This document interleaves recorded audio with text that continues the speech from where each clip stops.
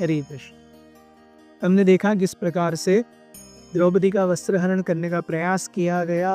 पूरी कौरव सभा में कोई भी एक्सेप्ट फॉर विदुर और विकर्ण, nobody spoke against what was happening. Ultimately जब द्रौपदी स्वयं बहुत कटु वचन बोलने लगी पूरी सभा में, तब धृतराष्ट्र को लगा कि ये बहुत आगे जा रहा है और उन्होंने द्रौपदी को वरदान दिए।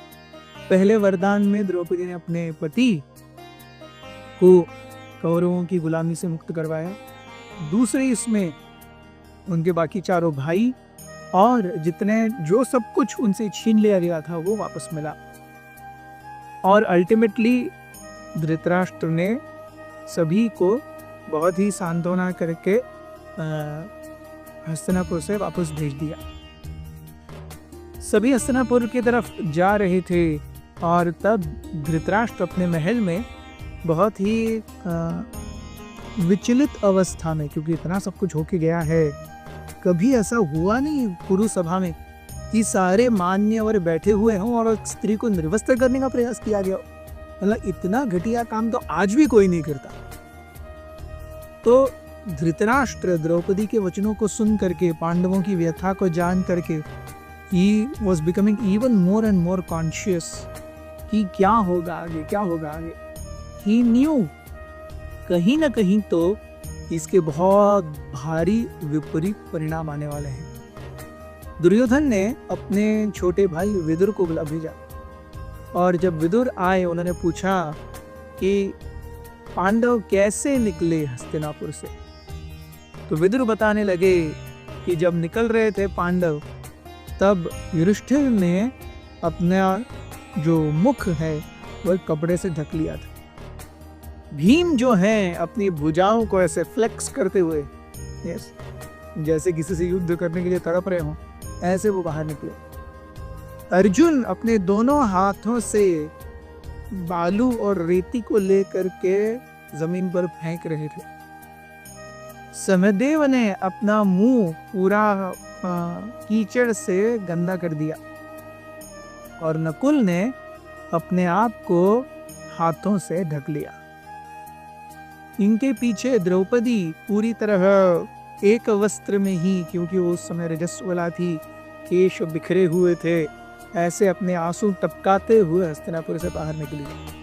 और इन सब के आगे धौम्य थे, कुरुओं के कुलगुरु। वो अपने हाथों में से सामवेद के वो प्रार्थनाएं जो यमराज जी को बुलाने के लिए की जाती हैं, वो प्रार्थनाएं बोलते हुए बाहर निकले।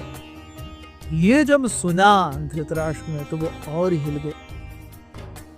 उन्होंने पूछा विदुर से, ये जो कुछ भी पांडवों ने किया उसका अर्थ क्या है?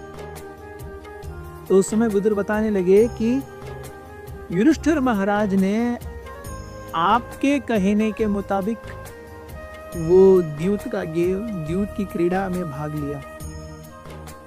पूरी सभा में युधिष्ठिर महाराज के साथ अन्याय हुआ।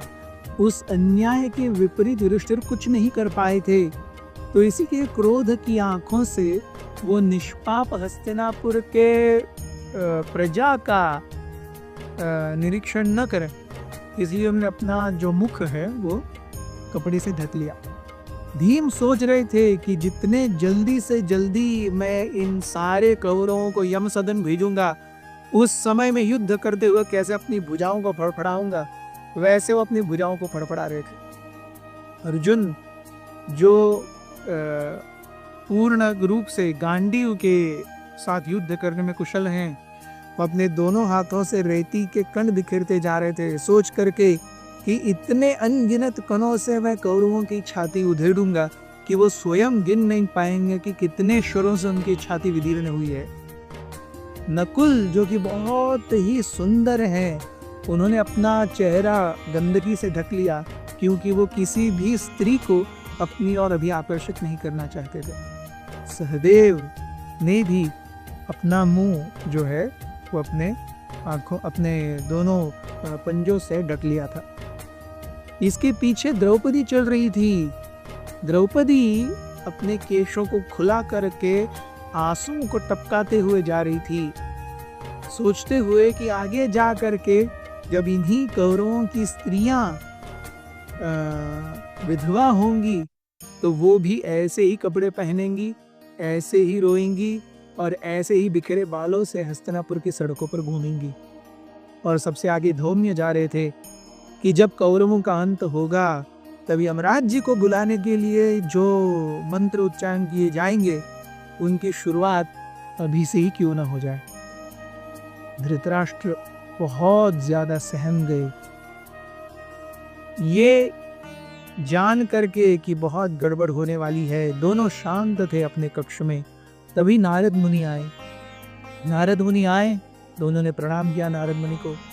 नारद मुनि ने कहा कि आज से 14 वर्ष के बाद दुर्योधन की गलतियों के कारण संपूर्ण कुरुवंश का नाश हो जाएगा। इतना एक सेंटेंस बोल करके नारद मुनि अंतर्धान हो गए। ये सुन करके विदुर और धृतराष्ट्र, विदुर तो जानते ही थे ये होना है, धृतराष्ट्र ये जानते थे लेकिन मानने के लिए तैयार नहीं थे। लेकिन अब क्योंकि नारद मुनि आए हैं सो नारद मुनि के वाक्य तो झूठे हो ही नहीं सकते। तुरंत रात्रि में ही सभा बुलाई गई। सारे कौरव मुखियाओं ने द्रोणाचार्य के पैर पकड़े कि द्रोण, कृपया आप सेना को सुसज्ज करने का भार लीजिए। द्रोण ने कहा कि देखो, वैसे तो कौरव अधर्म के पक्ष में है, ये खुद ही कहते हैं, पांडव धर्म के पक्ष में है, युधिष्ठिर धर्म के बेटे हैं, उनके साथ में द्रुपद है जिनका बेटा धृष्टद्युम्न, ये मुझे मारने के लिए ही इस भौतिक जगत में आया है।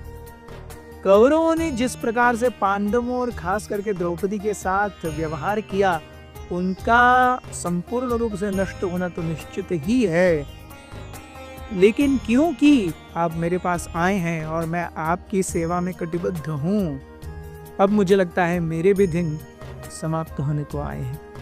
क्या करें, नियति सर्वोपरि है।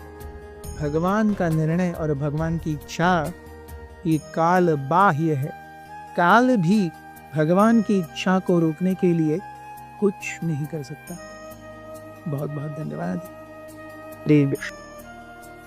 अथ श्री महाभारत कथा।